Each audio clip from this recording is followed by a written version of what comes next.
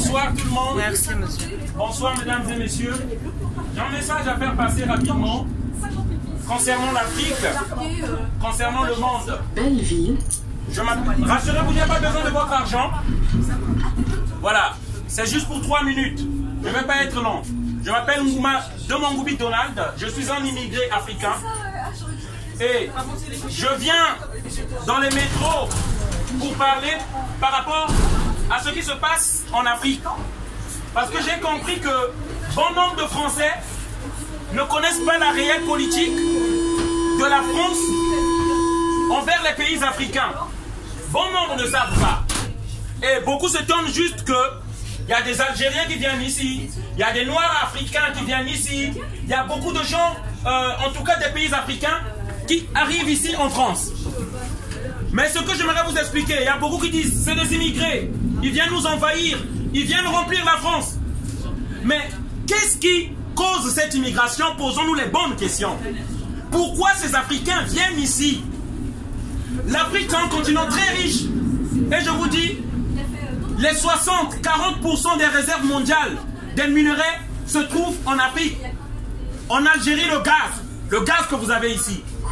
Et la France s'est arrangée depuis De Gaulle avec une politique de manipuler des pays, de mettre des marionnettes à la tête de pays, de soutenir des dictateurs, de soutenir des régimes criminels. En échange des ressources pétrolières, le gaz, l'or du Mali, le pétrole du Congo-Brazzaville, du Gabon, le coltan, le cacao de la Côte d'Ivoire, tous les minerais, tout ce que vous n'avez pas ici. Parce qu'il ne faut pas oublier, en France, vous avez des pommes, des raisins et la pluie, s'il faut le dire. Bien sûr, de la matière grise pour fabriquer peut-être ces trains. Mais ce train-là roule à l'uranium. Et ça vient du Niger. Le gaz, ça vient de l'Algérie. Et la France, je parle bien des élus français, dans ces manipulations, pose des dirigeants marionnettes à la tête de pays.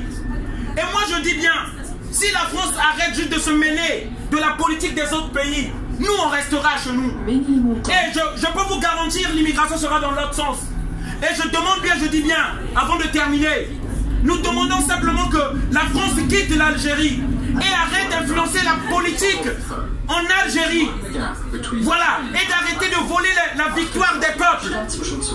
Parce que leur problème, c'est ça. Manipuler les peuples, manipuler les nations. Et lorsqu'on vient ici, on nous traite d'immigrés.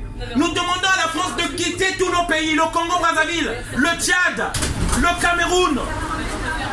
Voilà le message que je voulais faire passer ici.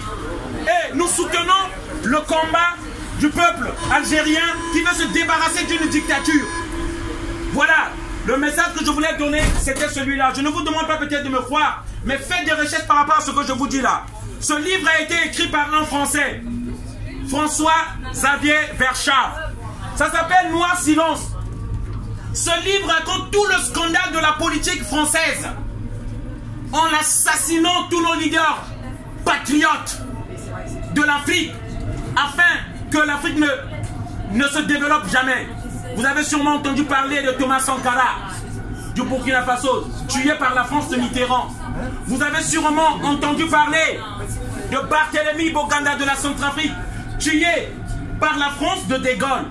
Vous avez sûrement entendu parler de Bokassa enlevé au pouvoir par Valéry Giscard d'Estaing de la France.